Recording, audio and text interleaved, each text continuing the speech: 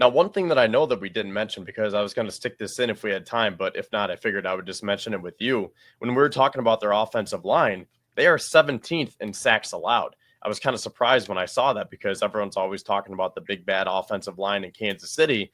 They've given up 41 sacks. The Bills have only given up 14. So I think that is advantage Buffalo all day.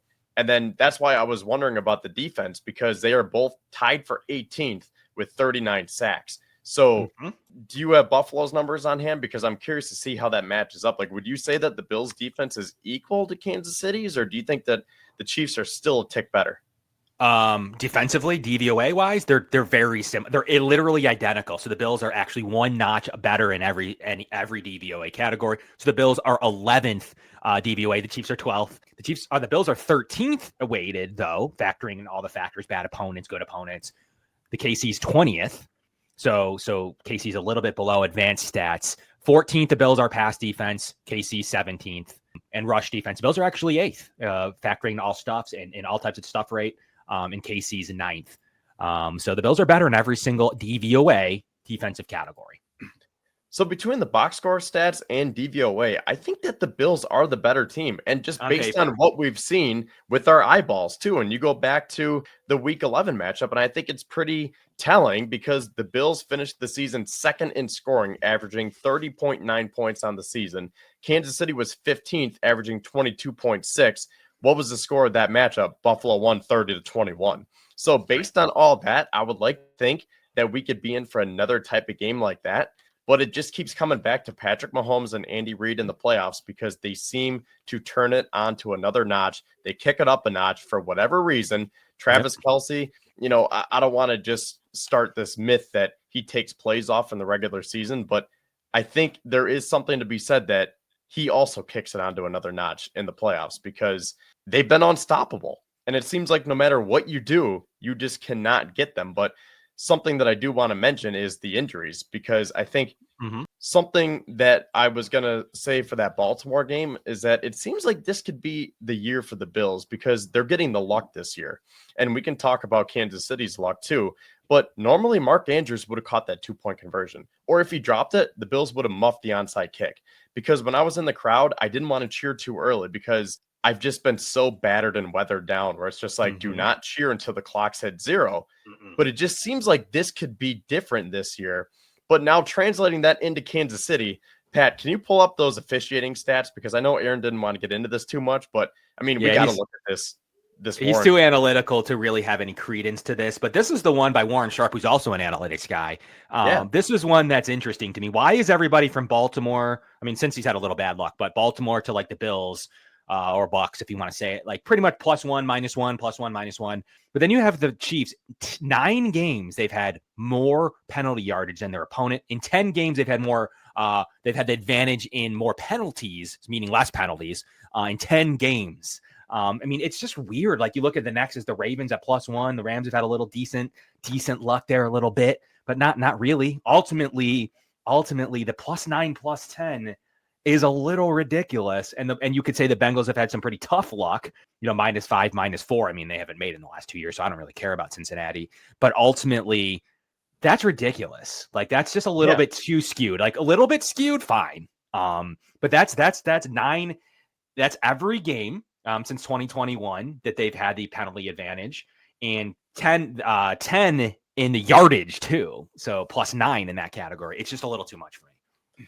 Yeah, like if it was like +2 to -2, okay, but +9 to -5, that's a 14-point swing. Like I know people say the Chiefs are working their devil magic, and we don't need to get into that, but there's got to be more to this because teams just do not get away with it that much because they've played no games in the 10 years since their since their winning history, like their Super Bowl most recent 2-peat, 3-peat, looking for the 3-peat.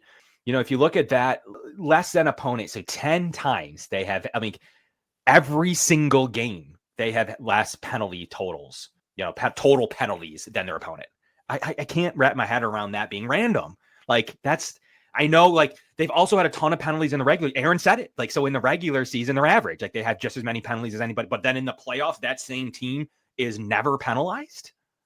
It just doesn't make any. That same team that has the average amount of penalties in the regular season, goes and plays the playoffs and literally never has more penalties than their opponent with tackles that suck. Like, that's it why doesn't make any sense.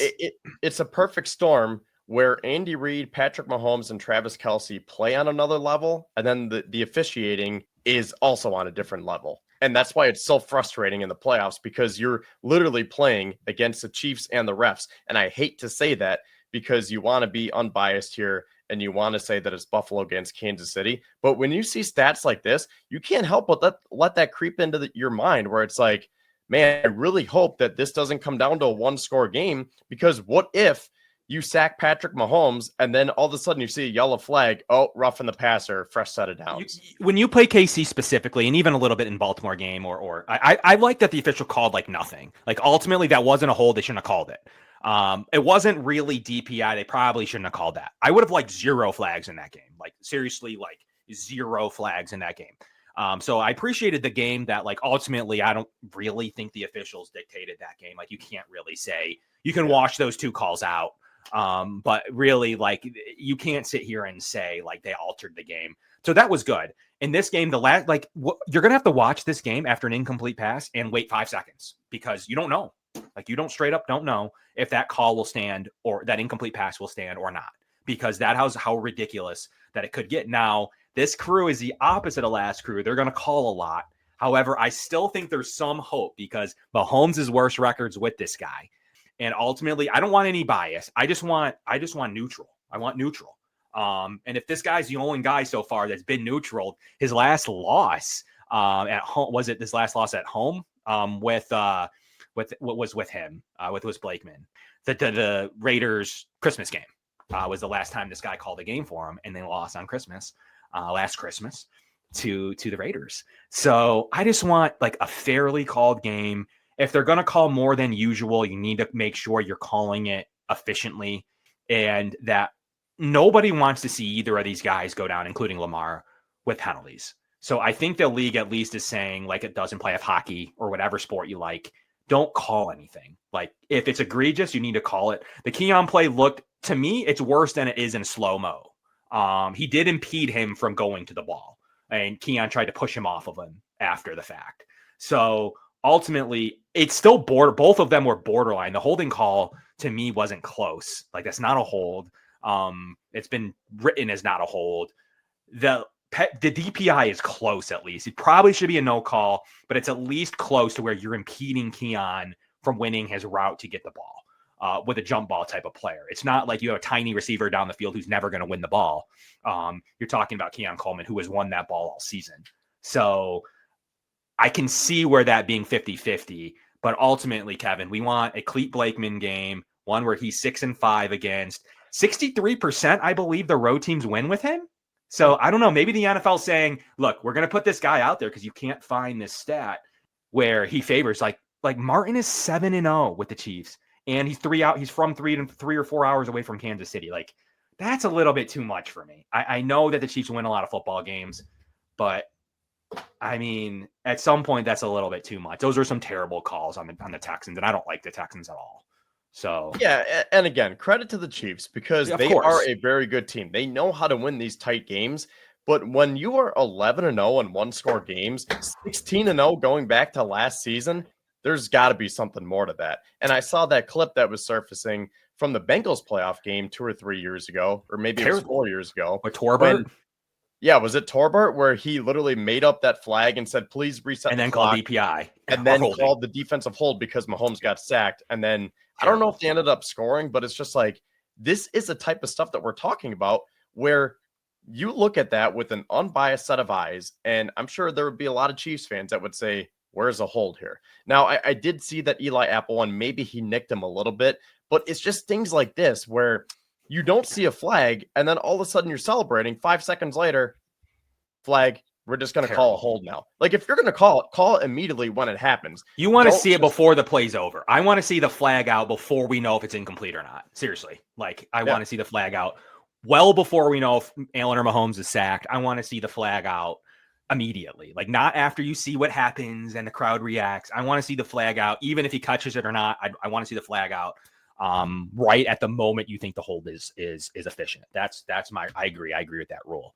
But I think what's funny about talking about the officials is I think everybody just wants it to be refed appropriately, refed fairly, no bias. And even Aaron admitted there's home team bias in terms of being able to pump up the crowd and the reaction and the high you might get making a big call like that. I can only imagine making a big call like that for the home team. I could see that there's some bias there, but the anti-home guy is Clete Blakeman, and what he's been able to do calling games for the road team. So we'll see if that rears its head up or not. I'm pretty interested to see if he's able to at least call a neutral game in this. That's all anybody's. I mean, myself and you, I think that's all we're asking for.